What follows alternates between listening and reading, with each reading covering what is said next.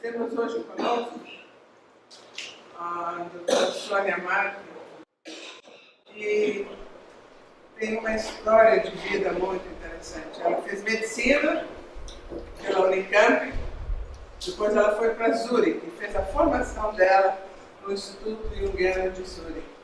Então, poucos são os nossos colegas que têm esse nível de formação, né? Então, é muito honroso para todos nós que você esteja aqui, Sônia. E ela também desenvolve um trabalho com esse tema muito interessante e muito importante para todos nós, né? Então é com alegria, com satisfação que nós recebemos. Obrigada, Ana. Entre nós, e sei que vai ser um dia de muito aprendizado para nós todos. Obrigada. Uma coisa só, vocês vão receber ao final da palestra um certificado. Muito obrigada. Obrigada, viu? Obrigada, bom dia a todos. Em primeiro lugar, obrigado pela oportunidade de partilhar, né, essa experiência. Obrigado ao Instituto de Brasília, no nome da Áurea, né? É um prazer para mim estar aqui. E esse tema da drogadição, ela tem me acompanhado já há 15 anos, né? Como eu estava comentando com a Áurea, vou me sentar, tá? Eu não escolhi trabalhar com drogadição, a drogadição aconteceu na minha vida, né? E aconteceu exatamente no momento que eu estava indo para a Suíça. Eu me formei em medicina, depois eu fiz a psiquiatria, e já no ambulatório de psiquiatria a gente lidava muito com dependência ao álcool, principalmente na época, né? 88, mais ou menos. E não tinha tanto problema da drogadição. E particularmente não eram umas situações assim que eu me identificava, não sentia nenhum tipo de atração. Aí eu fui descobrindo a psicologia junguiana e acabei decidindo indo para a Suíça. Eu sempre tive o sonho de morar fora, coincidiu, eu gostava do Jung e tal, deu certo e tal. Bom, aí cheguei, primeira vez que estava saindo do Brasil. Fiquei uma semana na casa de uma conhecida lá. Ela falou, olha, você vai lá para Zurique e você faz as coisas que você precisa fazer. Você procura um banco para abrir sua conta, vai procurar onde é o instituto, faz a sua matrícula. Eu cheguei em março lá, então, assim, frio ainda, as árvores inteirinhas peladas, estava horrível, né? Assim, eu falo, nossa, saindo de um verão maravilhoso, tô chegando aqui, né? Bom, fui para Zurique. Aí, chegando na estação, logo que você chega na estação, assim, você tem essa visão. Falei, nossa, que castelo mais maravilhoso, né? Acho que eu vou até as coisas abrirem, porque eu não sabia que tinha tinha algum costume da siesta ainda, então tinha alguns locais que estavam fechados, né? Eu falei, bom, então eu vou comer um chocolate e vou conhecer a primeira um castelo inglês que eu nunca tinha visto, né? Mal sabia eu que esse era o local onde o pessoal usava droga, era um local livre na cidade para se usar droga. E eu me dei conta quando eu estava no meio da praça. E todo mundo olhando para mim, aquele povo vestido de piercing, sujo, deitado no chão, sentado no banco, eu com $10 mil na bolsa. Eu falei, dancei, né? Dancei, falei, eu não tenho mais o que fazer. Eu só tenho que sair dessa praça. Eu estava no meio da praça, né? Senti um frio, mas um frio aí que me dei conta. E o pessoal olhava para mim e falava, nossa, o que essa doida está fazendo aqui, né? Aí eu falei, nossa, agora eu estou entendendo porque o moço da banquinha me olhou com estranheza, porque eu estava no meio da praça, sem saber, não falava inglês direito e tal. E assim, essa foi a minha chegada em Zurique. Eu cheguei, o primeiro lugar que eu fui foi a praça de drogados chamado Platzspitz na época, era uma praça aberta, E aí, logo depois, a prefeitura, o pessoal estava muito incomodado, né, com a situação, né? Vocês podem ver aí, era cocaína, era crack, era heroína, era morfina, era tudo, né? O programa da prefeitura na época era evitar a AIDS, que já estava muito grande naquela época, né? Era começo dos anos 90, né? E então eles forneciam tanto a droga como a seringa. Então na cidade tinha assim postos, era uma espécie de lixeira amarela que estava escrito Zip AIDS. Então você tinha que colocar lá a agulha usada, os restos, vamos dizer assim, né? Acho que foi 1 ano mais ou menos depois disso, a praça foi fechada. Eles puseram uma cerca ao redor de todo o perímetro do quarteirão. E os dependentes químicos, eles se espalharam pela cidade. Então, assim, você ia numa estação tomar um trem para ir para Kusnar, por exemplo, né, que era onde ficava o instituto, e você se deparava com um dependente químico nos seus estados mais alterados, às vezes violentos, às vezes em psicose, né? E existia um incômodo que, assim, ninguém estava fazendo nada. Existia uma discussão muito grande na época, tal. E eu comecei a formação, esse foi o começo, e aí entrei, né, em estudar os fundamentos da psicologia junguiana, os limites de arte, física, religiões comparadas, tal. E isso foi esvanecendo para mim. Eu não toquei mais nesse ponto, né? Até o momento que eu voltei para o Brasil, depois de 6 anos, né? Eu já trabalhava com uma amiga minha, ela coordenava um centro espírita em Campinas, e eu coordenava junto com ela lá um trabalho voluntário. Então eu fazia muito pediatria, esses trabalhos comuns, assim, de puericultura, de cuidar de quem estava com asma, fornecer alimentos, a cesta básica, o inalador, ajudar a dar enxovalzinho para as mães, aquela coisa assim, né? E aí eu voltei em 2002, mas o 2000 mais ou menos, eu retomei o trabalho com esse pessoal. E em 2002, eles começaram a aparecer, começaram a pedir ajuda para a instituição com relação à dependência química. E aí o nosso trabalho começou, de fazer assistência a eles, de desenvolver um trabalho de tentar uma recuperação, tal. E à medida que isso foi acontecendo, foi mudando, a instituição também foi se adequando às necessidades que eles introduziram, né? Ela mudou de uma aparência de centro espírita para uma característica quase de clínica, só que por motivos legais e tal, a gente optou só por manter uma situação de albergue. Eles moravam numa chácara que depois foi doada, e eles faziam o atendimento médico no ambulatório, com CRM, com tudo reguladinho, bonitinho, da instituição. E aí esse trabalho começou a crescer e tal, mas eu trabalhava numa ótica muito assim, assistencial, ajudava o trabalho espiritual, que envolve a desobsessão, que a gente vai ver aqui, né? E em 2008, isso foi em 2002, em 2008 eu recebi um convite do Instituto de Psicologia Analítica de Campinas para dividir, partilhar com as pessoas de lá a minha experiência nesse centro espírita, né? Que eles conheciam tudo, né? E eu, pela primeira vez, falei, nossa, mas eu nunca pensei a dependência química com viés do que eu vejo aqui, né? Porque isso realmente não tinha atingido para mim esse tipo de reflexão, né? E eu me vi desafiada a ter que fazer isso. E aí eu fui estudando, fui vendo como que poderia se dar esse diálogo, né? Já que eram referências tão diferentes, né? A referência de um centro espírita, um viés pautado numa experiência que eles chamam de desobsessão, que a gente vai discutir.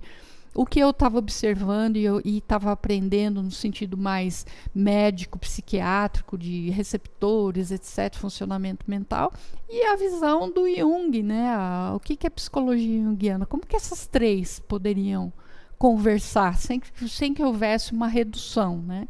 Eu não queria nem explicar o centro espírita, não queria nem refutar o que a neurociência está descobrindo hoje, eu também não queria abandonar a visão do Jung. Então eu tinha que achar um ponto comum para esse diálogo começar a acontecer, né?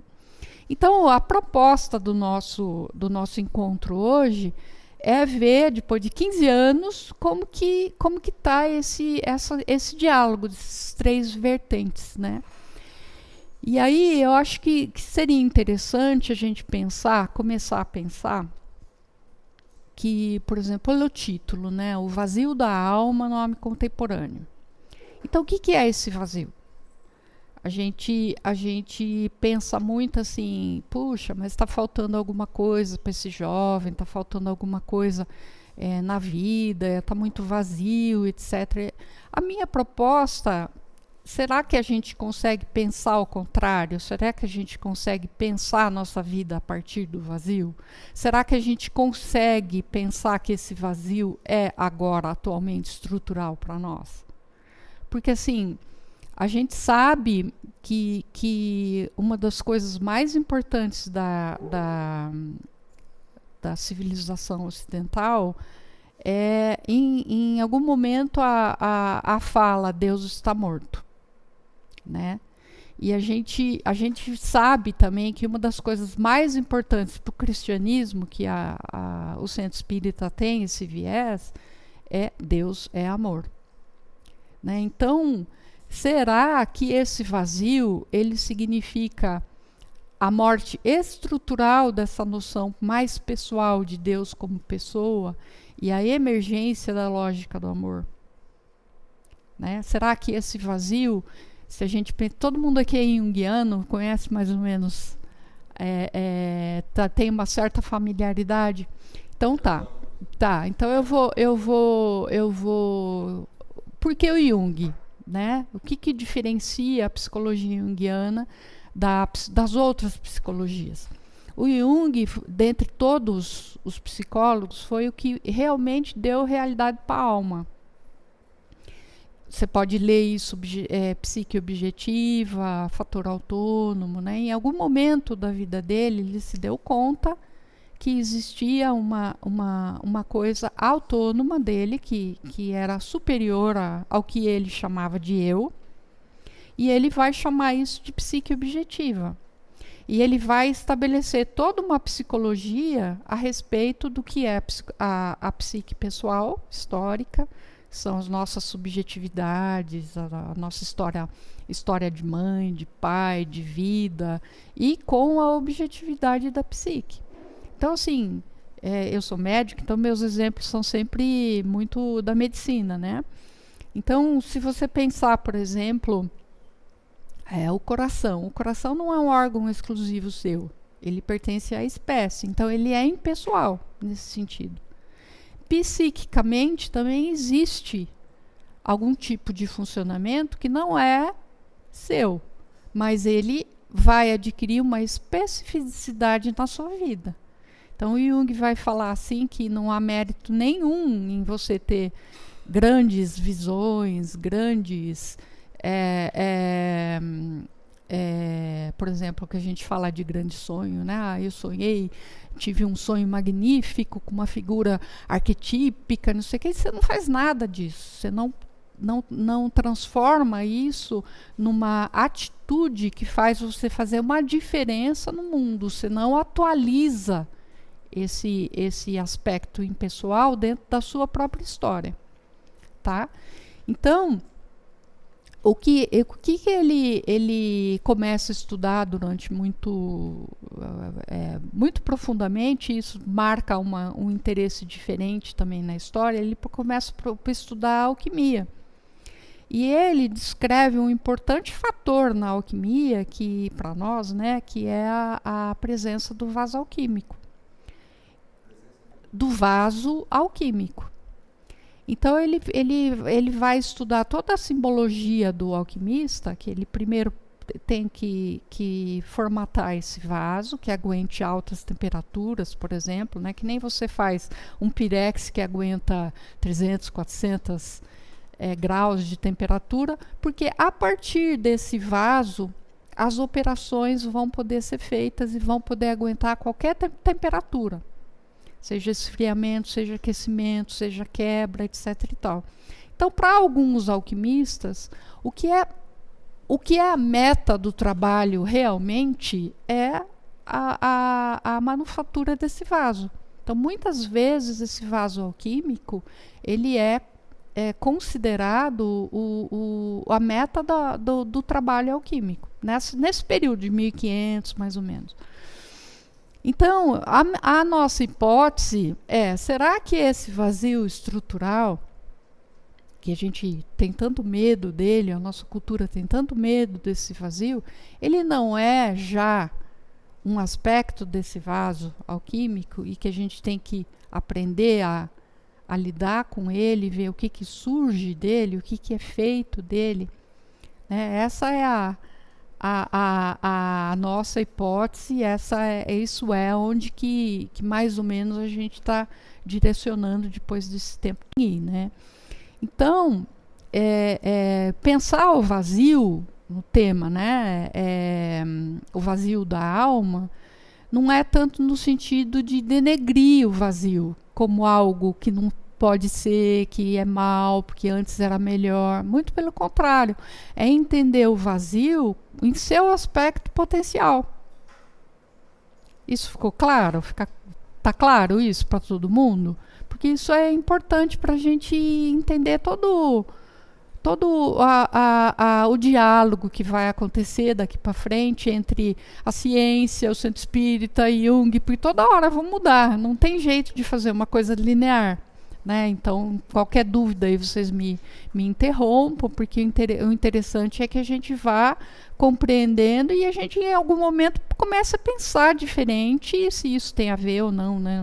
Eu não estou aqui para dizer que isso é a verdade, eu estou aqui para contar para vocês a experiência que eu tive com pessoas sofrendo de um quadro de dependência química. Eu não estou falando do uso, do abuso, do uso crônico, eu estou falando já de uma dependência que se instalou, de uma doença que se instalou, de situações bem graves, assim, envolvimento com crime, pessoas que de repente se encarceravam na parede para não ceder à abstinência, sabe, tentativas de suicídio, são situações bem extremas já bem muito comprometidas. Então é o último do último, né? E a gente vai ver por que a dependência química. Por que a dependência química, né? É um fenômeno tão, na minha opinião, tão compatível, se é que a gente pode usar essa palavra, com o mundo moderno, porque ela é o máximo da concretização. Né? A gente fala da pedra, do alquimista, né? A pedra que não é a pedra, né? E a gente está usando a pedra, né? Para conseguir os efeitos. Então, tem uma coisa assim, será que nós não estamos indo para a materialização em vez de fazer um salto, vamos dizer, de compreensão sobre isso, né? Então, a nossa discussão vai se pautar nisso. Então,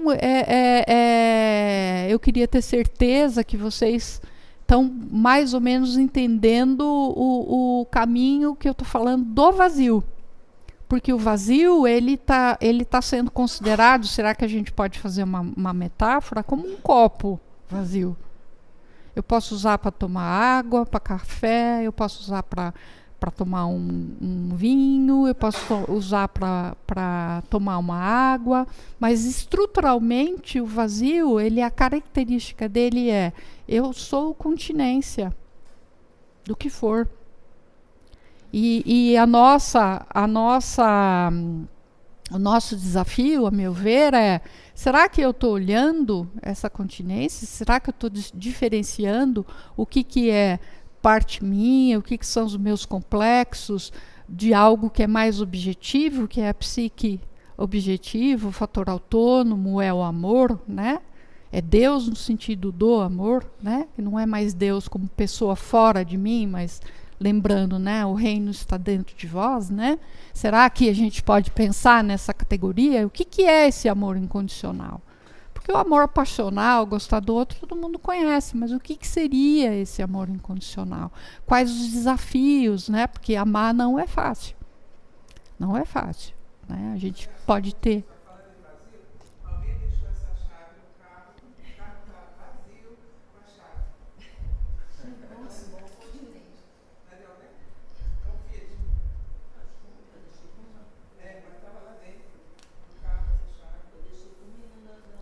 para ele estacionar, provavelmente.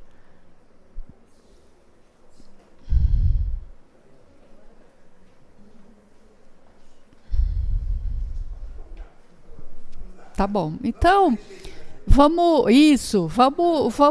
nós vamos ter que ir por partes, né? Para a gente poder circundando, né? Fazer o que o Jung fala de circunambulação, a gente vai vendo uma parte, depois outra, né? E a gente vai fazendo esse movimento. Então, a primeira coisa que eu acho que é importante a gente definir, o que a gente quer dizer quando a gente fala droga? O que é uma substância de abuso, né? Chamada popularmente de droga, né? Então, a gente sabe que existem vários tipos de drogas que têm efeito sobre o sistema nervoso, né? A gente costuma dizer em psiquiatria substâncias psicoativas, né? O café, por exemplo, é uma substância psicoativa. O álcool é outro. O cigarro é um. Um antidepressivo também é. Um anticonvulsivante também é, né? Então, assim, em primeiro ponto, a gente já começa a perceber que essas substâncias, elas variam desde uma intensidade menor para uma intensidade maior. A gente sabe, por exemplo, que tem drogas que são ilegais, substâncias, na verdade, que são ilegais e substâncias que são legais, né? E a gente sabe que essas substâncias também, elas têm um efeito sobre o sistema nervoso autônomo, o sistema nervoso central, e que a gente sabe que essas substâncias, elas podem levar a uma dependência. Então, por exemplo, tem gente que é dependente de chocolate, tem gente que é dependente de café, tem gente que é dependente de remédio, tem gente que é dependente de cocaína, tem gente que é dependente de maconha, enfim. É uma discussão de Coca-Cola, né? A gente tem todo um jeitão do sistema nervoso funcionar, que é assim... Imagina, por exemplo, os receptores, né, nos neurotransmissores, eles são responsáveis para o caminho, vamos dizer, da atividade elétrica da informação nossa. E eles funcionam, uma via funciona por química. Então, se o impulso está vindo aqui, há liberação de neurohormônios, de neurotransmissores. Então, oxitocina, dopamina, serotonina, etc. e tal. Aí, esses receptores ficando na fenda sináptica, que a gente chama, o impulso elétrico comunica para outra célula, a célula recebeu a informação. O que acontece? Há uma recaptação desses neurotransmissores. Então, o que essas substâncias fazem quimicamente? Elas inibem a recaptação desses neurotransmissores. Então, há um aumento assim, fenomenal dentro da fenda sináptica. O antidepressivo, ele é chamado inibidor da recaptação da serotonina. Tá? Então, tem inibidores da recaptação da cocaína e tem inibidores da recaptação da noradrenalina. E a gente tenta achar qual que é o perfil mais ou menos da pessoa e ver por coisa empírica mesmo, né? O que a pessoa se deu bem, né? E essas substâncias psicoativas, elas vão atuar nessa fenda sináptica e elas vão ter um poder maior ou menor de fazer essa recaptação. Então, por exemplo, um disparo feito pela cocaína tem uma intensidade assim 1000 vezes maior do que uma intensidade de um café, por exemplo, ou um chocolate. Então, o fator intensidade é muito importante, porque não só vai haver essa liberação, como vai haver uma destruição no neurônio. Então, com o tempo, um uso crônico, assim, você vai tendo, aspas, buracos no cérebro. E você tem, com consequência isso, tanto a diminuição de cognição, de desenvolvimento de psicose, enfim. Aí você tem todo o quadro clínico secundário. Ele não foi primário. É secundário ao uso, né? Emagrecimento importante, porque a cocaína, por exemplo, tem um efeito anorexígeno nas plantas. A planta da coca, por exemplo, qualquer insetinho, ela não tem praga. Qualquer insetinho que tenta comer a planta, ele morre de anorexia. Então ela é própria do defesa dela estabelecer essa falta de apetite, né? E é interessante assim que uma das características dessas substâncias, né, que também tem nas medicações psiquiátricas, é que elas levam a um sintoma de indiferença. Eu não sei se algum de vocês já tomaram um antidepressivo, ou tem pessoas próximas que tomaram. Eu já tomei antidepressivo. E parei exatamente porque um dia eu vi um atropelamento de um animal na rua, um gatinho, e não senti nada. Eu falei, eu não quero tomar isso aqui. Para mim, eu desenvolvi essa indiferença. Eu falei, nossa, isso daí... No fundo, assim, se você pensar quimicamente, há um efeito químico de anestesia. Não é uma defesa psicológica. Não.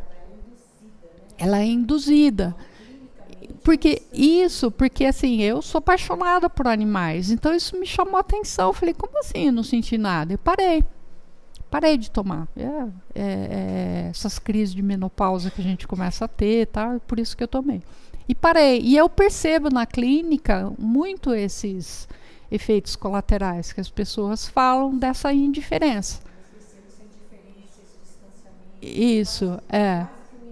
E tem essa importante efeito, né? E assim, a gente pensa, bom, então o que pode ajudar uma pessoa a desenvolver ou não desenvolver dependência química, né? Porque a gente sabe que tem gente que fuma e não desenvolve, tem gente que fuma e usa a primeira vez e desenvolve, né? Tem gente que parece que é mais fortalecido e tem gente que parece que é menos fortalecido, né? Então, o que eu vi lá, né, com essas pessoas, que mais ou menos era mais ou menos a mesma história, tirando a questão pessoal, né, assim, o entorno era mais ou menos assim. Se você tem uma estabilidade familiar, você tem um compromisso afetivo com as pessoas, você tem um envolvimento social, um engajamento social, isso parece te proteger. Se você tem vínculos emocionais mais estáveis, isso também parece que te dá uma estrutura para aguentar, não ser seduzido por esse caminho, vamos dizer assim. Se você tem interesses variados, se além do seu trabalho você se interessa por coisas culturais, se você gosta de cinema, se você é interessado em esporte, se você tem uma multiplicidade, vamos dizer, de interesses mais ricos, isso também é outro fator que te protege desse sequestro, vamos dizer assim, né? O outro fator mais pessoal agora seria a presença de uma estrutura psíquica íntegra e uma certa maturidade emocional, psicológica, né? E eu percebi lá nesse período que eu trabalhava com eles, que assim, a dependência química era sempre mais grave quanto mais imatura a pessoa fosse. Não tanto só da idade, mas por causa da fragilidade das coisas não estarem estabelecidas. O estrago era maior e mais difícil também, né? A gente observou em alguns jovens, principalmente, a presença de surtos psicóticos, de situações de perder a universidade, não conseguir retomar curso, situações mais intensas, né? Nas pessoas mais velhas, né, se havia essa estabilidade de trabalho, o recurso financeiro, né, que a vida tinha uma certa progressão, e aí a ideia da perspectiva futuro, quer dizer, eu tenho um projeto que vai dar certo, que vai me dar uma possibilidade, ou seja, uma perspectiva, um prognóstico de futuro, né?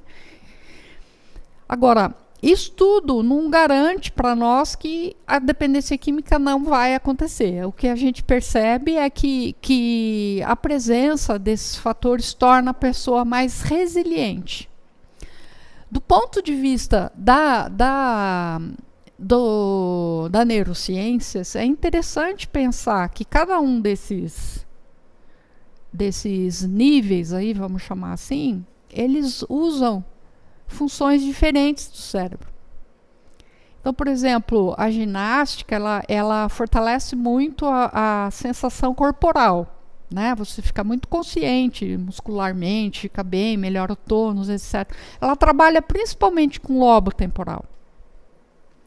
Se você trabalha com raciocínio, perspectiva, desenvolve projetos, desafios, etc. e tal, você trabalha muito com a área pré-frontal e frontal. Se você trabalha com criatividade, vê uma peça de teatro, ou participa de filme, ou alguma coisa assim, você trabalha muito, aliás, desse lado, com o lado direito total do cérebro. Então, essa variabilidade está dialogando muito de perto com a diversidade cerebral, de funções cerebrais. E eles perceberam, por exemplo, que quando você está trabalhando, por exemplo, com uma meditação, um dos primeiros sintomas que tem, um dos primeiros sinais, melhor dizendo, é que essa área temporal, ela para de funcionar. Então você começa a perder a noção do seu corpo. Só que há uma integração, por exemplo, de todo o cérebro nessa função. Então você tem a sensação de unicidade. Então essa plasticidade cerebral é muito importante para a prevenção da drogadição, que na verdade é uma escravidão no que a gente costuma dizer de cérebro reptiliano, que você tem alterações das sinapses, você tem o estímulo da área de prazer e satisfação, e todo o funcionamento do cérebro na dependência química, o cérebro formata diferente, de uma maneira diferente, né, porque ele é um órgão completamente dinâmico o tempo todo.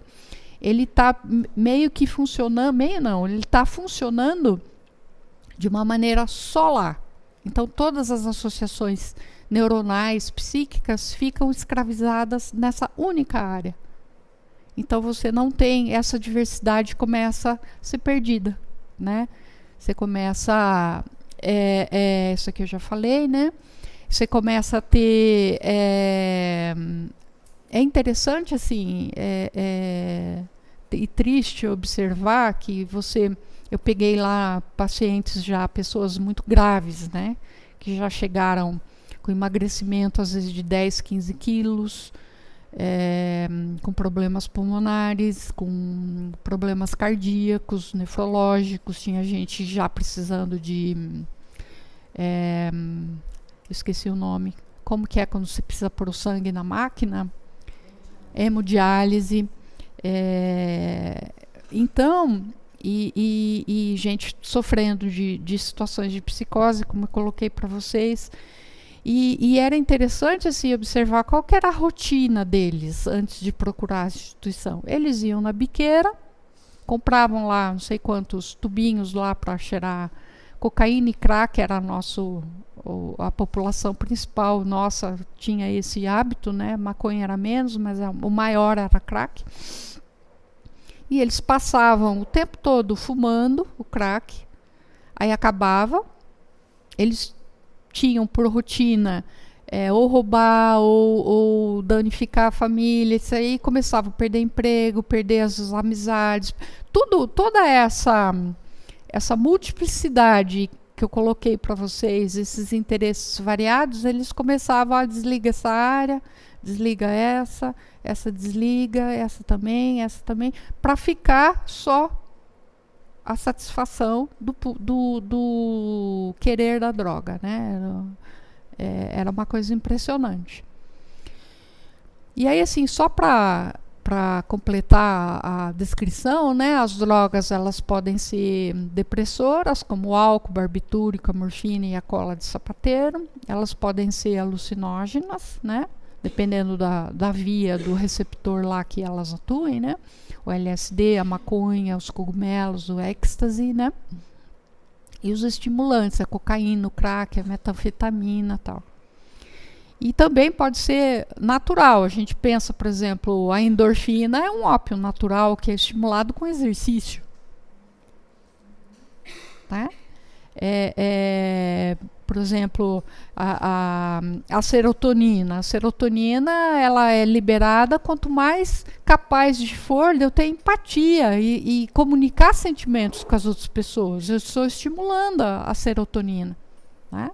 Então, eu não preciso, por exemplo, usar uma droga para aumentar o meu índice de serotonina no corpo. Se eu tiver coragem de sentir plenamente tudo, né? Todos os leques emocionais que são possíveis aos seres humanos. A oxitocina, por exemplo, é chamado hormônio do amor, né? Como que ela é liberada? Quando eu tenho intimidade com alguém. Se eu tenho um amigo e eu abraço, se eu sou carinhosa, se eu sou continente, eu tenho liberação de ocitocina. Eu tenho esse sentimento maravilhoso de repente, estar contendo alguém e sendo amigo de alguém, ou vivenciando um amor com alguém. Né? E a dopamina, ela é realizada, assim, ela é estimulada quando a gente realiza projetos. Então, por exemplo, você tem um projeto aí que vai durar 4 anos, né? A orientação faça em etapas. Fiz a primeira etapa, que nem está fazendo aqui. Vamos fazer a primeira etapa, depois a gente passa para a segunda, depois a gente passa para a terceira. Não vamos nos afobar, porque é muito longo o trabalho, porque senão a gente vai desistir. Então, tem todo o nosso organismo, ele é muito bonito, se a gente for pensar que ele já tem o próprio meio de se reequilibrar, né? Só que a gente, de uma certa forma, foi esquecendo disso, né? Aqui, assim, esse slide, ele fala mais ou menos o que eu já coloquei, né? Aqui tem uns dados de estatísticas que eu acho interessante a gente ver, que é assim, no terceiro parágrafo, que é falando de 30% dos usuários, né, como crack, em 5 anos eles perdem a vida. Eles têm um prazo de 5 anos, prazo assim, uma evolução, né? Ou pela droga ou pela consequência do seu uso. Então, o que a gente percebe? Eu vou dar um exemplo para vocês. Eu me lembro de um rapaz que ele chegou para pedindo a nossa ajuda. Lá era um rapaz que estava extremamente angustiado, né? Ele estava extremamente desesperado. E foi interessante, assim, que dentro do próprio trabalho, né, tem uma vez por mês a gente realiza nós vamos todo mundo de comboio para um centro, o centro primeiro, onde o trabalho é muito assistencial. A gente atende pessoas, assim, ganhando R$100 por dia, R$50 por dia, pessoas bem pobres, bem carentes mesmo. E numa dessas viagens, eu tive um sonho, não sei se foi sonho, e a gente parava naquele posto da Castelo Star. Não sei se vocês conhecem, tem um posto Star maravilhoso, bonitão, moderno, e o ônibus sempre parou lá. E eu sonhei dentro do ônibus que a gente estava parando, e logo na entrada do Star, assim, estava esse rapaz inteirinho escortejado. Cabeça dele de um lado, braço e mão para o outro, perna e eu acordei assim extremamente angustiada, mas extremamente angustiada. E fiquei, cadê o Luizinho? Cadê o Luizinho? Ficava o tempo todo olhando para ele, olhando, fica aqui, fica aqui. Isso foi o fim de semana inteiro, e aquela angústia, aquela angústia, aquela angústia.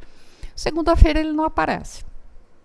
Eu falei, ai meu pai do céu, né? Aconteceu alguma coisa com ele. E procurava o telefone, ninguém sabia onde ele estava, não sei o quê. Na terça-feira, eu liguei de novo no centro e falei, não, o Luizinho está aqui. Eu falei, estou indo aí. Saí do consultório, fui para lá e contei para ele. Eu falei, Luizinho, eu não sei tua história direito, eu não sei detalhes da sua vida, mas eu tive esse sonho na sexta-feira, quando a gente estava indo para Ourinhos, que você estava inteiro esquartejado, né?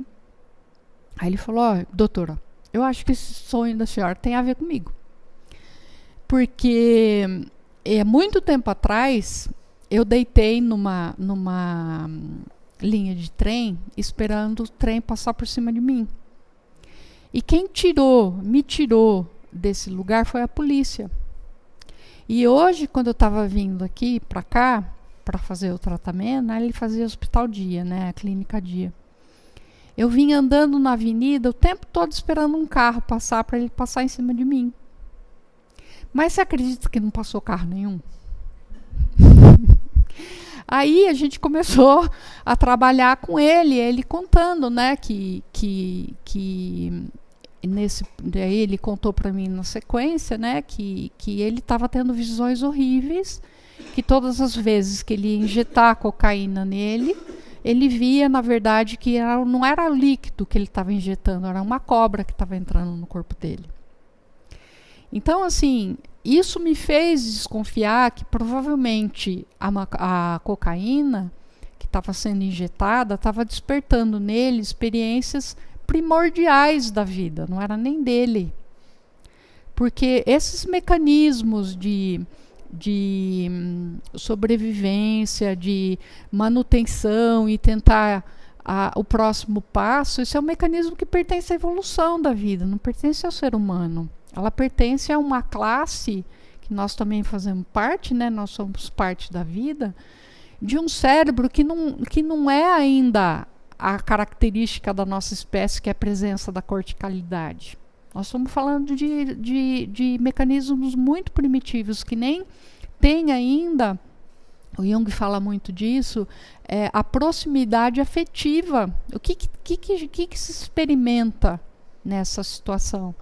Não tem essa empatia, né? Ele fala muito que a serpente ela é fria, né? Acho que vocês já leram isso, que quando ele trabalha com esse paralelo, né, que o sistema nervoso está sendo ativado de alguma forma, que há essa emergência, vamos dizer assim, de situações caóticas, né? Que a nossa corticalidade, né, vamos dizer assim, o jeito que a gente é hoje, a gente experimenta isso como?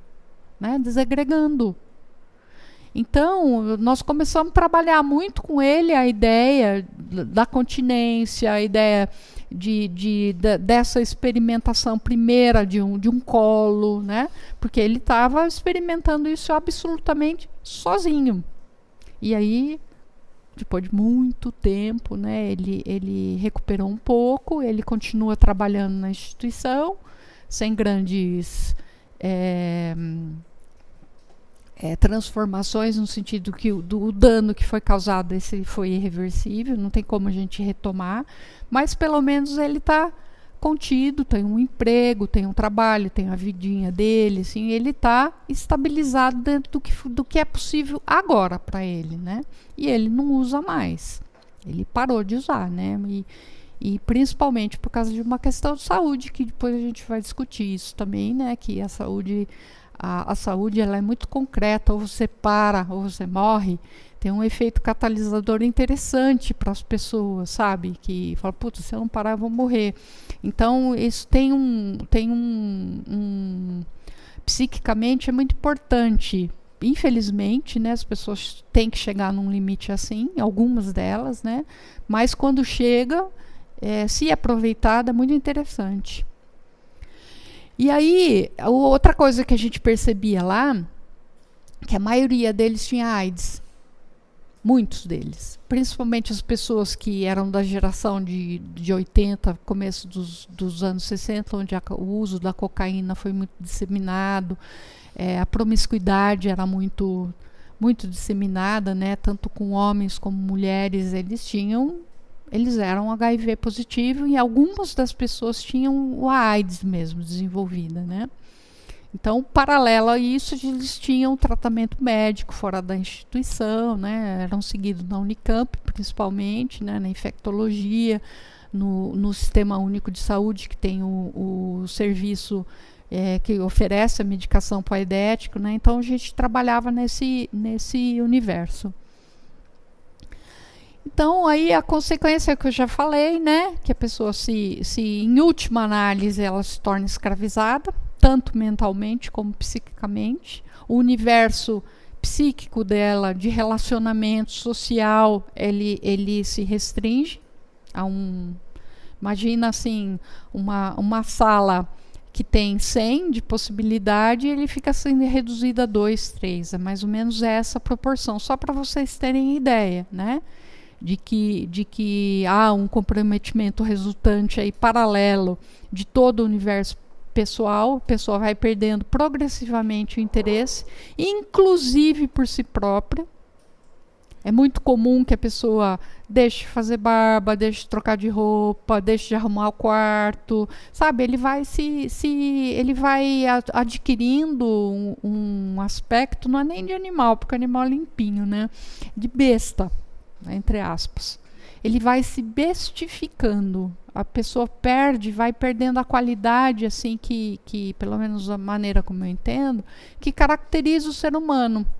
Porque o ser humano, ele ao mesmo tempo que nós somos uma espécie e cada um tem um jeitão, a gente tem cada um uma particularidade, né? Eu gosto de pensar que somos um jardim, cada um é uma flor, né?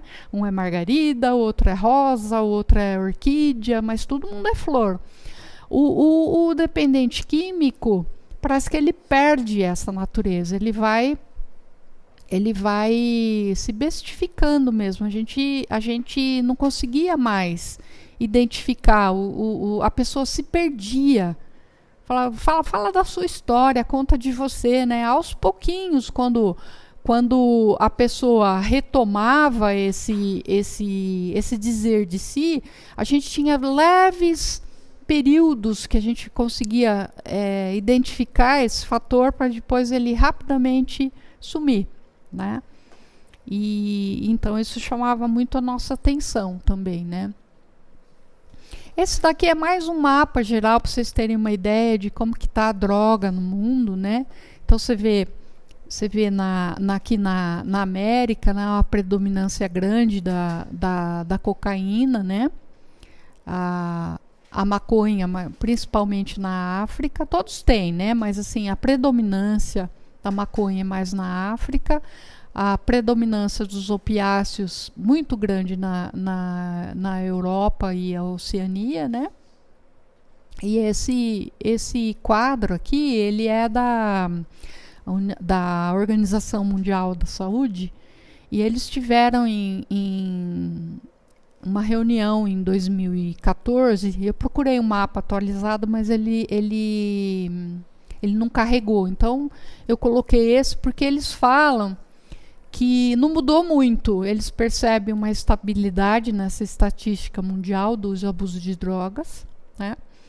Eles contam que cerca de 250 milhões de pessoas, os 5% da população global entre 15 e 64 anos, usou droga ilícita, usaram em 2012, quando foi feita a pesquisa, né? Usuários de drogas problemáticos, que foi o que a gente encontrou, né? Somaram por volta de 27 milhões, cerca de 0,6% da população adulta mundial. Se parasse, não é muito, né? Mas quando você pensa que é 1 em cada 200 pessoas, é muito, né? Eu acho muito, chama atenção, né? E uma coisa que o estudo salienta é que nos últimos anos, apenas 1 de cada 6 usuários de drogas